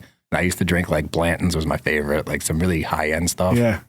Because you're classy. Yeah, I'm a classy bitch. But I tie Louis to a trash can, and I go inside. And that was my MO. If it was a gas station, I would look for the strongest like pounder they had. Mm-hmm. Fucking Red's Apple Ale. 2 big pounders of Red's Apple Ale, and I buy those. And some guy runs in the store and goes, "Whose dog is that?" I turn around. My dog is dragging the trash can across the parking lot. Louis had enough of you, too. Louis fucking taking off. So I'm like, shit. So I run outside. I grab him. Oh, we're good. So I walk back to the hotel, and I'm in the lobby. I take Louis into the bathroom, and I chug 24 ounces of Reds, and that's like the extra apple ale. So it's got like 12% alcohol and 50 grams of sugar. Super tart. So I chugged both of those, and that's the last thing I ever drank. And that was August 18th. That's my sobriety day. That was the last thing I ever drank. Go back up to the room. My uncle's like fucking just ghastly white. Like, where did you go? I was like, I told you I just took Louis for a walk, like got in bed, whatever. And the next day we get up and go. And we're right around DC. And I'll never forget that. And as we're going through DC, sounds really started to get loud. And I'm like, that's weird. I was watching a movie on my phone, and it was Captain America's Civil War. And I only remember that because the gunshots sounded like they were inside of my head.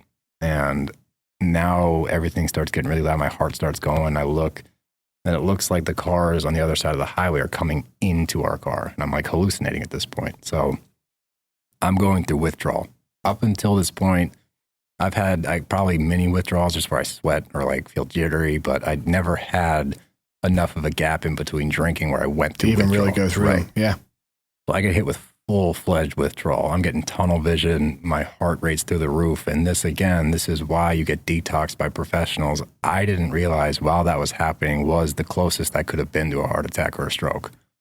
Neither did my uncle. So we're fighting through it, and we get back to Philly, and I get out of the car, and my mom was there, and I was like, hey, I'm going through withdrawal. That's the first thing I tell her. And she obviously knows what's going on. But I go inside to lay down, and my other uncle, my mom's brother, had been sober now for 30 years, I want to say. And he was talking to her, and she's like, you got to get him to a hospital. Like, he can die. You need to get him there now. So the next morning, she takes me to the hospital, and they're running tests on me.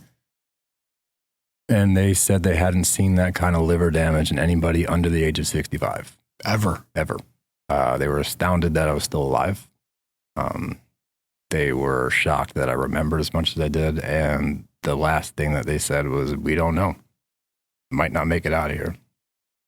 Side note, right? Like all of this very real stuff. And the fact that some people still think that this is a choice.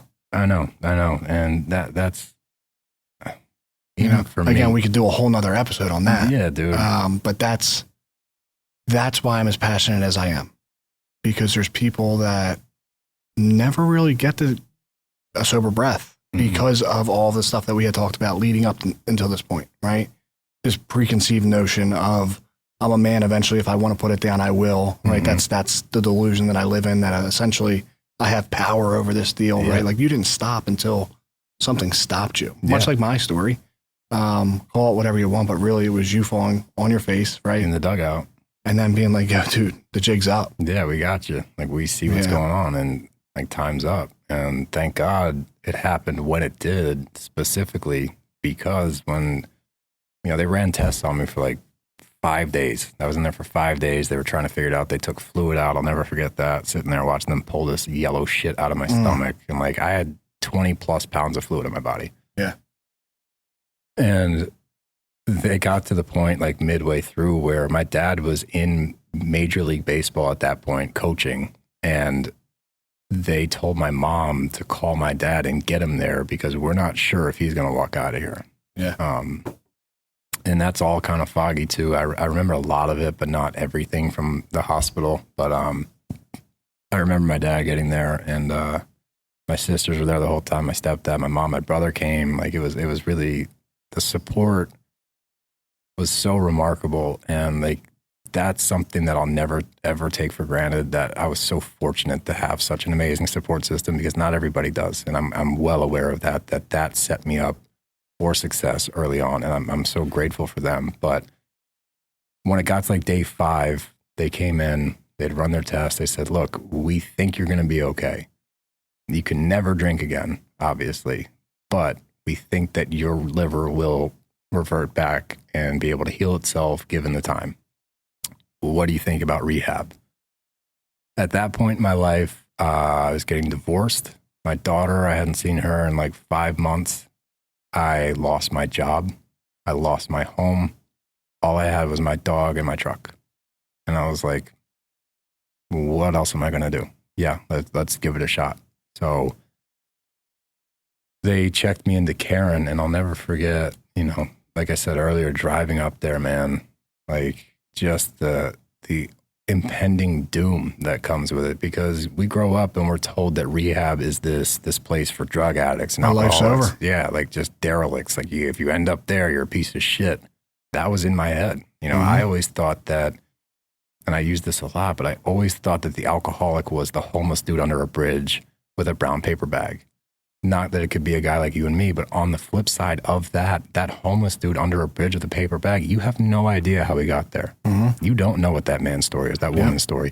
They could have been in a really shitty situation that they were incapable of getting out of, that led them down that path. Yep. The fact that we're so quick to jump to judgment over people less fortunate than us is something that I pride myself on trying to never take that approach and talk to other people about it, to make sure you recognize, like, that person under the bridge or wherever is probably not a bad person. I don't believe that people are inherently bad. No. I think people go down bad paths and shitty things happen and they make bad decisions. I don't think anyone's born bad.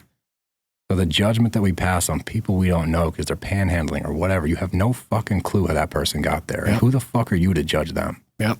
But even in that moment driving up to rehab, I didn't know that yet. No.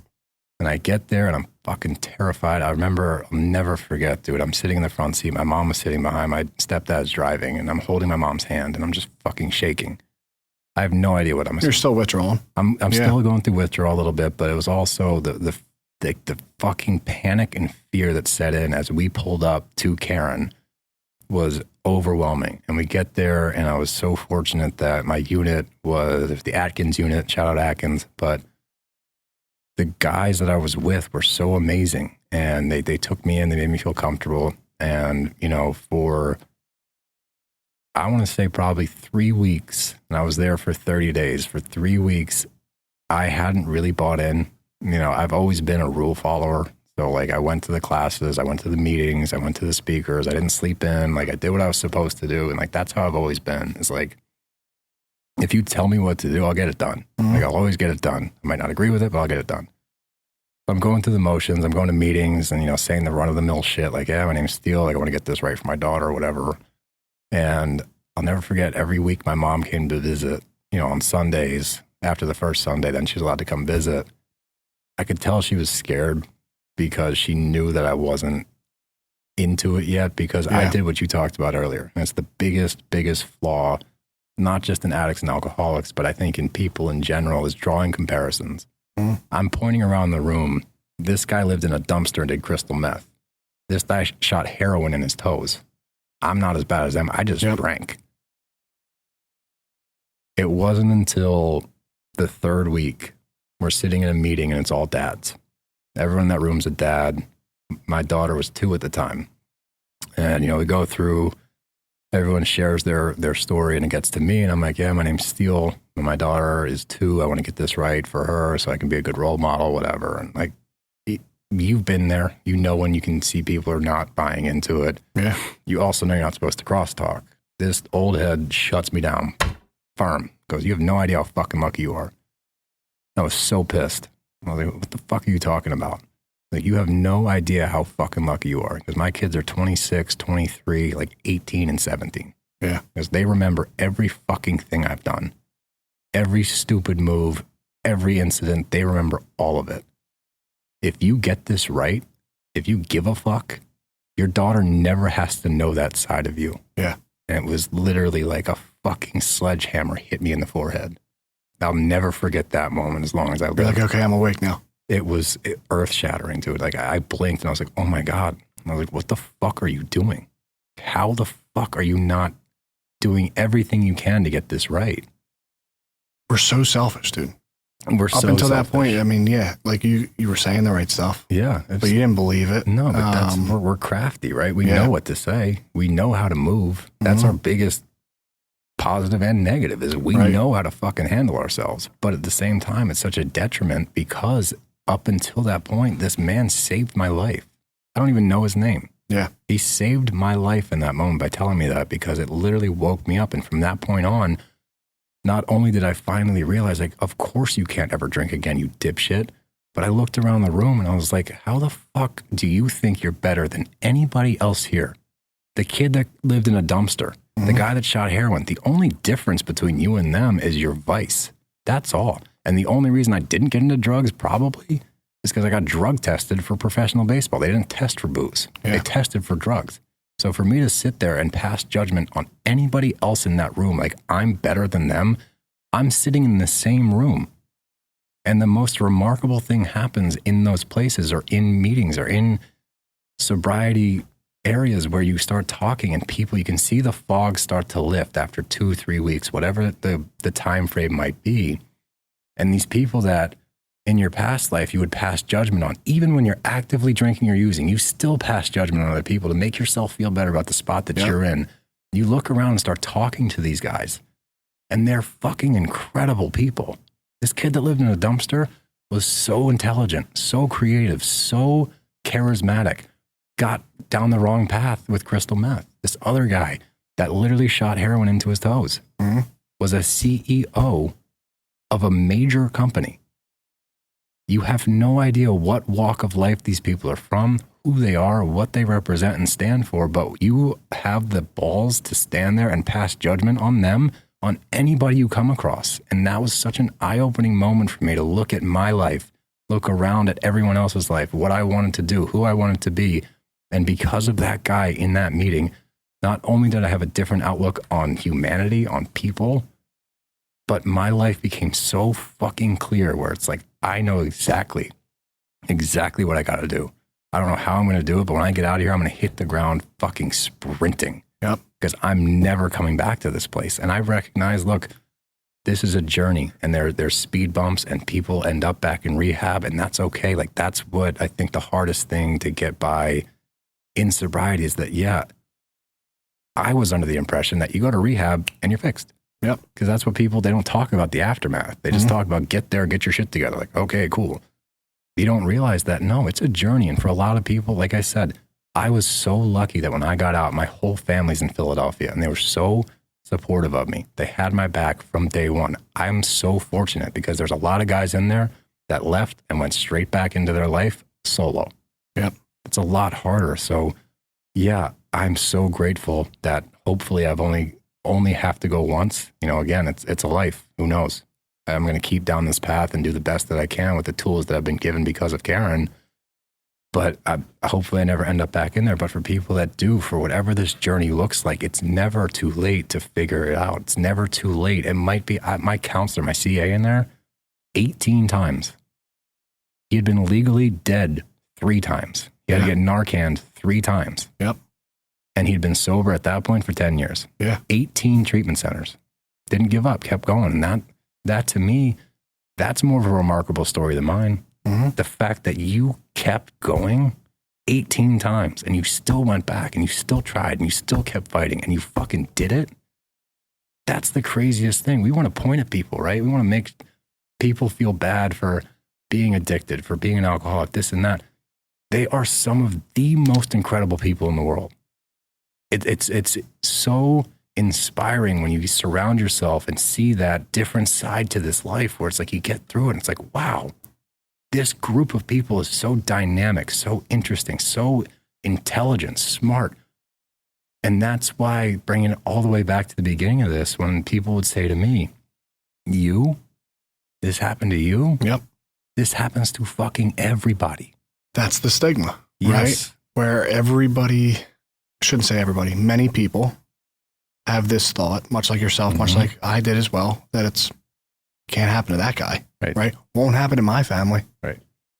Until it does. Mm-hmm. And then all of those preconceived ideas or all those judgments or all that stuff. I hear people all the time like reference drug addicts or alcoholics as like certain slang words, like, junkie, whatever. Yeah. Now, if you were to call me a junkie, we'd laugh. But we're in the club. But when I hear somebody else use that term, it takes everything inside me to be like, you have no clue.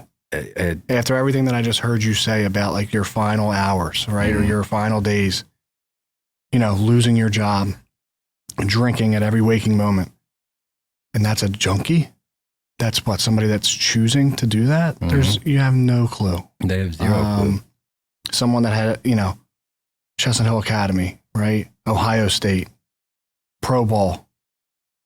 Just made a choice to ruin it all. There's no way. There's no way. And that was one of the toughest things for me to get over, honestly, because when I was in rehab, that was what I was fighting to finally accept until week 3, like I said. And it was to the point when I would tell stories about my drinking, I shocked other alcoholics. They're like, you drank what? And I'm like, oh, you guys don't do that. Yeah. Like, not that I'm like ranking it. It's just but that was to the level that I was drinking. And I remember firmly believing for 3 weeks that it's a cop-out to call this a disease. It's just, you're trying to give us an excuse to feel better about all the stupid shit we did. And I would wake up in Target bathrooms. That was a big one. For whatever reason, Target was my go-to when I needed to pass out. And I'll never forget, I would open the bathroom stall. 9 times out of 10, my phone was in my truck. I don't know what time it is. So I'm peeking open the bathroom door, please be open. Hopefully they're be open. Fucking open. Yeah. It was every time. I got lucky, but I'd fall asleep in movie theaters. I'd pass out all over the place. So I thought that they were trying to give us an excuse until I sat down with a therapist in rehab, and he said pretty much what you just laid out. Would you ever choose to do this? Fuck no. I was, all right, let's take it a step further. Would you ever choose to have cancer? I'm like, that's not the same thing. He goes, this almost killed you, right? I'm like, yeah. Does cancer kill people? I'm like, yeah. He goes, how long did you have to live? And this is what doctors told me. If I kept doing what I was doing, I had 36 to 48 hours left. That's it. I had less than 2 days to live. Yep. Would you put yourself in that position intentionally? I'm like, obviously not. He goes, then how the fuck are you going to sit here and tell me that this is a choice? So the flip side of that, right? Because a lot of people used to think the way that you did in that moment. Cancer, they're like, hey, we're going to put you on this, this, and this. You're going to do chemo. We're going to get you into remission. We go into rehab, and we're identifying it as something similar, right? Both a disease. They're like, hey, we're going to need you to do this, this, and this. Maybe follow through with your care on this end, follow through with your primary therapist on this end. Maybe go to some self-help groups, and you're like, yeah, okay. That's a lot of work. Oh, okay. Yeah, I don't think I have it in me. That's a lot of work. But not everybody has. Now, for me, it took me a number of times going to treatment to have that same moment of clarity that you talked about, right? When that guy saved your life. But that's really all we're looking for, right? A moment of clarity, right? Call it what you want, a jumping off point where it was there's 2 directions for me to go. Yeah. I'm either going to continue down this path, and this is going to be my story until eventually I kick the bucket. But in the meantime, until I do, I'm going to drag my family through all this shit. Or I can take, which looks like the much harder road, of taking some suggestions and being like, okay, I'm going to actually try to recreate my life. And I don't know what that looks like right now. And to be honest with you, there's nothing good looking in the near future, but I'm going to give it an honest shot. Yeah. And despite myself, I got better. Yeah. Problem with people like you and myself, right, is that I'm so filled with pride, ego, fear. The list again goes on. Is that it's so hard to get through to me. It is. And I think that's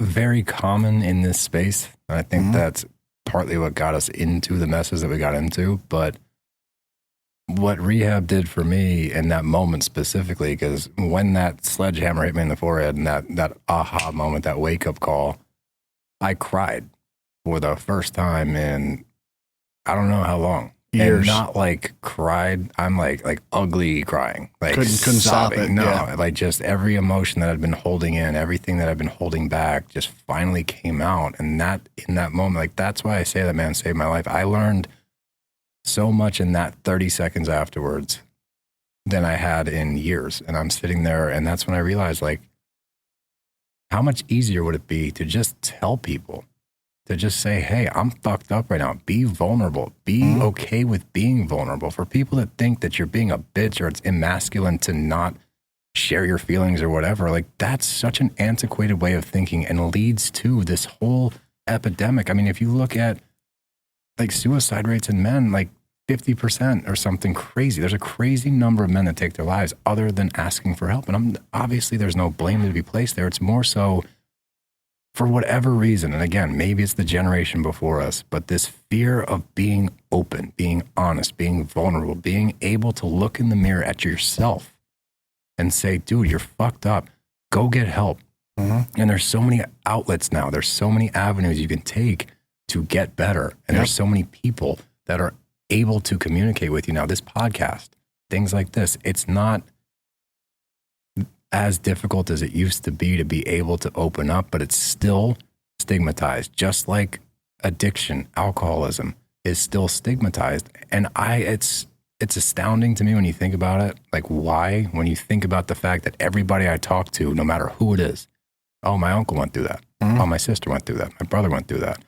Everybody knows somebody that's gone through it. And yet people want to sit on this high horse and point a finger at the junkie, like you said.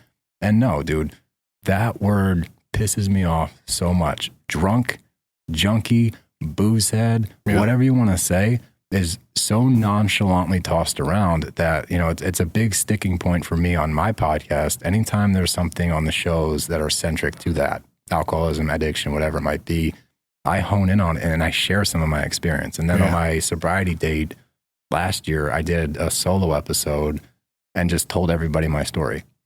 I didn't know that. Yeah, it was like a 20, 30-minute episode where I just share everything. Because, you know, as we talk, like I forget certain things, like they pop back up. So I shared everything.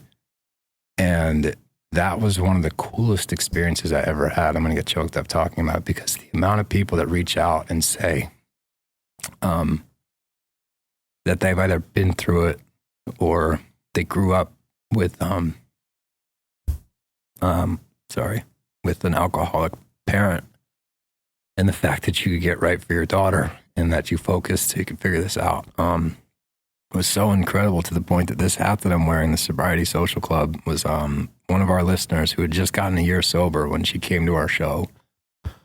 And she gave me this hat. And I was so proud of her.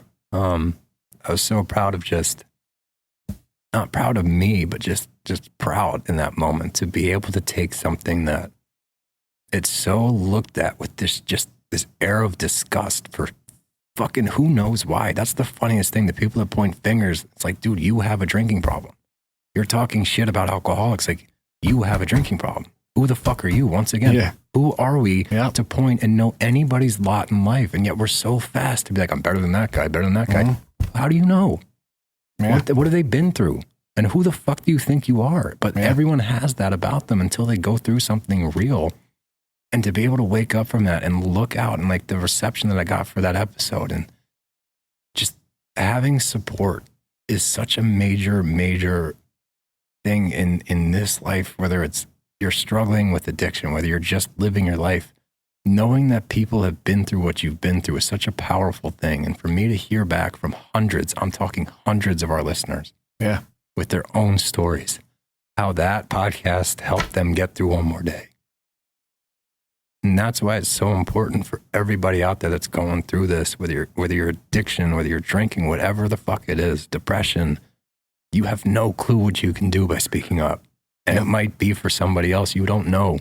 You may not know them and it might resonate with them. You might save somebody's life and in turn you're saving your own. What I said to you in the beginning, this is for me. Yeah, you're interviewing me, but this is just as much for you because of what you gain from these things. And that's all about connection with people. And the only way that we can get out of our own fucking way to connect, learn, be open to new experiences, new perspectives, people that you may not hang out with before, people that you might just sit down and fucking listen. See what you can learn from them rather than turning your nose up and thinking you're better than. Yeah. Because I promise you, all of you out there, whoever the fuck you think you are, you're not better than anybody. Because whatever you're going through, everyone else has gone through in some capacity. Yeah. And if you're open to that idea and if you're aware of that, you are so much better off because all you're going to do is get better, smarter, stronger, more emotionally connected with yourself, with the people around you, and you're going to make yourself a better person. And that's what it's all about, is being the best version of yourself, whatever that looks like. Are you perfect? Fuck no, none of us are. But striving to be better, that's all. Do that. And I could go on and on, dude. It's just, it breaks my heart when, like, just hearing you, that triggered it when you said, like, hearing people say junkie. I know what that feels like when people say, oh, he's a fucking drunk. I'm like, fuck you, I'm a drunk. Yeah. What do you got to say about me? So, and that's where it comes from. For me, in like a professional setting, I've done presentations. I've spoke to a large number of people, and people come up and they're like, I can't believe you've gone through what you've gone through. You don't look like you've. What does it look like? Yeah, that's the point. I mean, that's the point. I'm not supposed to look like that because it doesn't discriminate. No, it doesn't have an image. So as much as people pass judgment and everything of that nature, like that could be anybody who's suffering in silence. Yeah. You have no clue. And we talk about the mental health aspect of it.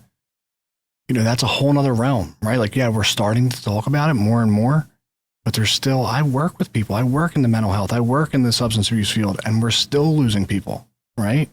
People work in the space that they could get help. Yep. And they still don't know how to reach out. Yep. That's how powerful this stuff is. Yeah. So I really appreciate you being as vulnerable as you were. I mean, like, my big thing when I got out, especially, and I think that everybody in recovery has that moment. They've gone to a treatment center. When you get out, it's like, how am I going to handle this? Like, who am I going to be? Am I going to hide it? Am I going to go to meetings in silence, which is fine. Like, there's people out there that don't want to billboard that they're going through it. Whatever keeps you sober is my whole thing. Mm-hmm. Whatever keeps you sober, do that. Great. My whole thing, my whole life was hide your problems, hide whatever's going on. And, you eventually look back, you got this big pile of shit behind you. And like, I can't deal with all that. Yeah. So you crawl into a bottle. So when I got out of Karen, I was like, how am I going to handle this? I was like, you know what? I've tried hiding everything. I'm going to tell everybody everything. Yeah. Everyone's going to know my story. And whether you want to pass judgment on me or not, I don't really give a shit. Because if you think you're better than me, I don't have time for you anyway. So I'm going to tell the world, this is who I am. I'm a fucking alcoholic. And I'm proud of that. And that goes back, the last thing I'll say, and I'll stop talking your ear off. But the third day I was in rehab, and so this is the day after I talked to that dude that told me to just grit my teeth and get through it. We had this speaker come in, and she was talking to everybody at Karen, and she was like, she introed with, I'm standing in front of you as a grateful alcoholic. And I fucking hated her. I was like, how on earth? What a contradiction. Yeah, you're grateful for this? I lost everything. Mm-hmm. I worked my whole life for professional baseball. I got it. I lost it because of alcohol. Mm-hmm. How are you grateful? And so fast forward, and like, treatment centers are set up where you kind of slowly take on a leadership role in your group. So towards the end, like, now I was kind of who people looked up to, which was the guy that I talked President to. Steele. Right, pretty much. And that's the guy I looked up to, who I had the conversation with on how to get through it when I got there. Yeah. Which, by the way, second week in, the van pulls up and are carrying him out of the back in detox. Yeah. And he was the guy. So that was a wake-up call for me as well. But I remember I was getting out the next day, and I was standing in front of my unit like we had just gotten done, like TV time or whatever. And I just said, hey, guys, I just want to say a few words. And I was like, look, for those of you that were here, remember that woman came in and spoke to us and said she was a grateful alcoholic. And in that moment, I hated her. I'm standing before you as a grateful alcoholic because I never would have found myself again and this other side of myself that I didn't know I had if I hadn't gone through what I went through. And I think back on my whole life, everything that I've done, accomplished. And like I said, I've been very fortunate to be presented with some amazing opportunities, and I never take that for granted. But the person that I am now today, because of alcohol, because of almost dying because of everything I had gone through in the darkest times of my life, I would not change a fucking thing. I would do it all over again if I had to become this version of myself for the people around me, for my daughter, for my wife, but most importantly, dude, for me, because I'm so fucking proud of me. Mhm. And I think that there's something beautiful about being able to be confident and proud of who you are. Also being aware that there's always more work to do, right? You're never done. But Also being conscious of being outspoken. You never know, like the ripple effect. You never know who you're going to help. And that's why this all kind of came to fruition. I've always been outspoken about it. I didn't really have a choice, right? Because unlike you, everybody knew I was fucked up. But it wasn't until like this past 2 years where I lost like really two close people to me, right? And it was like, I'm done. yeah, I'm done not speaking my mind about all of it, right? If there's a platform for me to do it, why not? If one person logs on, cool. But if anybody ever has the ability to kind of just stumble upon something that they need to hear, why not do it? right. Let's say that one person that logs on to listen, you saved their life. Mhm. You helped them in that moment where And they listen, needed I'm it. not God, right? No. But I absolutely can attribute to what I can pack into the stream of life instead of my previous experience before I got sober was, what does life have to offer me? Exactly. And that's, that's what this is all about, dude. That's why I was so excited to do this with you and sit down, because we've had these conversations on the sideline of the softball field. Yeah. We've had these conversations at a restaurant after softball games, whatever it might be. But the power of just hearing that there's other people out there that have gone through literally the same fucking things. And that's what's funny when you go to meetings and shit. You hear somebody tell a story like, oh, fuck, done that. Yep. Someone else says shit like, oh, did that too. And like you find this camaraderie in pain with a purpose, that is such true words there. Because if you get to this side of it, and if you're still going through it, you're still fighting to get to this side, keep fucking going. Keep fucking fighting. Keep working towards it. Lean on the people around you. Surround yourself with the right people. Do your best. And also understand that you can have hiccups. Shit might not go great. Took you a while. Took you a few tries. That guy in rehab with me 18 fucking times. Yeah. Like it's never too late. If your heart's still fucking beating, it's not too late. Yeah. So this is the kind of shit that will help. Just talk. Be open about it. If you hear people talking shit about it, either educate them or fucking move on from them. Yeah. It's not your job to educate everybody, one, and two, it's not your job to surround yourself with people that are going to drag you down. Like, that's such a trope these days, too. It's like, cut the people out of your life that are toxic and all that stuff. People laugh at it and shrug it off. And it's like, yeah, you know what? If this is your goal in life and people think it's corny, people think it's tacky, whatever the fuck, So be it. fuck them. Mm-hmm. Go be yourself, man. Go Yeah. be yourself, whatever that looks like, because that's going to be the best version of you. And it made it very easy for me to figure that out, because I want to be the best version of myself, to be the best father I can, husband, son, brother, friend, person. Yeah. Because then I'm my best person. And that's who I strive to be every day. Am I perfect? Fuck no, none of us are, like I said. But yeah, dude, this sobriety saved my life. Not just because it literally physically saved my life, but like it made me who I am today. It taught me everything, and it gave me everything. You're literally living a second life. Seriously, I even look different. That's the funniest fucking part. Yeah, the people that might hear this, they have no clue. I looked into you. Yeah. Yeah. I know. Completely different. If you want to I think I hit puberty at 28.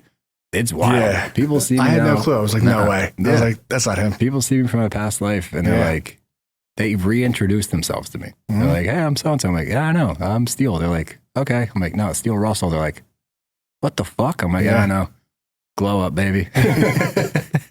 Yeah. Wow, dude. Yeah. I remember the first time before we actually had like a deep conversation, I looked you up because I was like, anybody that ever says that they play like collegiate ball, and you were out here like, I played for the Orioles. I'm like, okay, dude. Yeah, everyone's saying So I look it up and like, if I can't find you on Ted Solari, it didn't happen. No, Ted Solari loved me. Right? No, you just Google your name and I'm like, that ain't him. No, it doesn't look like me. Yeah. Don't look like me at all. But it's almost, and I still have my Florida ID. Let me see if I have it in my pocket. I keep it in here. Just I have one picture of myself from back then that I've never gotten rid of on my phone. Just I need to look at it every once in a while to remind myself. And I think I got it in here. I have my Florida Drea that Louis chewed on. Yeah, it's completely just to clarify that it really was me back then. It does scream Chestnut Hill Academy, though. Oh yeah, CHA. But yeah, that was. This is Russell Chad Steele. Nah, fuck out of here. But yeah, dude, it's like. Yeah, I mean, completely different. Night and day, but I think it's almost poetic. It's like, yeah, I started a new life and I literally look like a different person. I think that, you know, the biggest thing, man, is for whoever's listening to this, you know, again, I like to talk a lot, so I apologize if I've dragged on for too long, but whether you're going through addiction or anything, like wherever you're at in your life, even if you're not addicted or drinking or alcoholic or anything like that, there's always time to shift the narrative, to become the person you thought you were supposed to be. And like, I am ending on this. I'm done talking. But I read a quote the other day, and it's like, maybe the journey isn't about becoming somebody else. Maybe the journey is about forgetting things along the way. Meaning, and I butchered that, but the point of it was, we have these preconceived notions of what we want to be, right? And along the way, especially like when you're a kid, you know, you have these dreams. I want to be this person when I grow up. You have all these aspirations. Then along the way, you shift and you mold to different things along that way, where now you become somebody that maybe you weren't, to fit into a crowd, to fit into a job, to fit into professional baseball. You do things and act a certain way that's not you. That's not the person that you wanted to be. That's not the stand-up citizen or whatever you thought you were going to be when you were a kid. Then you have these wake-up calls, again, whether it's rehab or just life, whatever the fuck it is, where you kind of get shaken up. And along this journey, it's almost like getting back to that person you thought you were when you were a kid. Yep. Where you are a good person, you work hard, you have great friends, great job opportunities, everything that you want in life. That's so attainable when you're young. And along the way, we shift and mold and change into these different versions of ourselves, where it's almost unrecognizable, where you're standing in front of a mirror deformed with yellow eyes, like, how the fuck did I get here? Only to learn that you need to get back to just the basics of who you wanted to be. And how do you get there? You get there by having a good support system, having good people around you, being open, honest, vulnerable, and ready to experience new things without passing judgment all the time. So it's almost like going through this path in life to get back to what you originally thought was the best version of you. Listen, it was like really profound, right? At least the way that I perceived it, because I don't apologize for the word God. I don't shy away from God, but by all means, I'm not a God guy. Right. Although I do have like a conception that like I just call God, because if not, I would have to describe it the way I just did before I say God. So I just say God. I get it. I believe in something. Yeah. I think it's naive to assume that we're here out of just chance. Well, and I just don't know what to label before I got sober, I was God. Yeah, I think we all were. You know, but for me, I mean, that's the whole name of the game, right? Where it's the more that I'm doing stuff like this, or the more that I am concerned or seeing how I can benefit somebody else's life, the more that I can get back to a childlike state, the better off I am. But when I'm more consumed with self, and I'm more consumed about like my little plans and designs, or what people think about me, or the list goes on, and it's never ending. I am such a shitty human being. And that's just like me in my own head. Yep. So that was really like, that hit the nail on the head, right? Like trying to get back to going through all this to get back to where I first started. To get back to that is really the whole name of the game. Because you lose sight of it along the way. You think you need to be this version of yourself or that version of yourself to impress this crew, to impress that crew, to be successful. You mold and change into this grotesque image of yourself. I had the good fortune, honestly, to see that version of myself in a mirror, physically. Be like, oh, fuck. Yeah. Who are you? And change. Thank God. And thank God I had I do it too, but the path has led me back to this. And here, I wrote it down just so I don't fucking butcher it. He's going to end on this. I'm not ending on anything. I'm just reading the quote for what the quote actually was. And then you can take this whole thing. But while he finds it, another plug. I love plugs. Instagram, PayW Purpose. Spotify and Apple, Pain with a Purpose Pain with a podcast. I Purpose. can't even talk. That's how long we've been here. Pain with a Purpose podcast. Just look me up. All right. Or find me somehow. We appreciate all you. Here's the last, the quote to end it on. It says, maybe the journey isn't about becoming who you're supposed to be, but unbecoming who you aren't supposed to be. It's really powerful stuff. Absolutely. So without further ado, dude, I appreciate you more than you know, bro. Well, Sorry if I talked too long, no, guys. I don't care what they think, dude. This was great. It was great for me. I enjoyed it. Even if we cut it up, it is what it is. But Yeah, do what you got to do. but by all means, like, this was really good. We'll do it again for Anytime. sure. Yeah. And yeah, man, BravBros, check them out. Oh, yeah. Check out BravBros. Forgot I got 2 cameras. You Yeah. guys got fancier shit than we do. I walked into this Well, that's room why like, we're not damn, doing bro. 5 a week. Well, It took us, wait until you see the breakdown process. oh, you'll see, dude. It just takes time. It gets easier. I promise. Ours used to be Yeah. a disaster. Still, usually, I mean, listen, we had Charles here, shout out, Chauncey Visuals. He's pointed me in a direction I never even knew that I would want to go in. I find all this content stuff like super, just interesting. It is. But yeah, without him, I mean, we started, I mean, like the stuff that we're using, I mean, I went to Guitar Center? Sam Sam Goody? Sam Ash or whatever. Sam that, Ash Music. Yeah. Same deal. I said, I'm starting a podcast. I need the whole setup. And he laughed at you, didn't he? You should have seen what he racked up.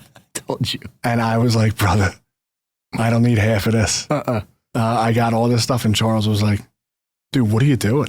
I was like, I don't know, man. So yeah, it's been a really cool experience. I never thought I'd have a podcast. I never thought that I'm not one to really get in front of a camera, right? Whatever. I'm going to start going on tangents now at this point, but it's been a really cool experience. Yeah, well, you're helping people, man. And like I said, whether it's 1 person, 10 people, or 100, if you save 1 person or you talk to them at the right time, they hear you at the right time, like that's successful. So I love what you're doing. I'll support and keep fucking doing it, man. Keep going. Seriously. This is awesome. Like I said, The minute I heard Pain with a Purpose, I'm like, yeah, fuck yeah. I appreciate it, man. So with that, we'll end it. We'll see you guys whenever Chauncey Visuals gives me the next thing to put live. But eventually we're going to go weekly. We'll figure that out as we go. So yeah, thanks All again, right, man. dude. Thanks for having me out. Absolutely.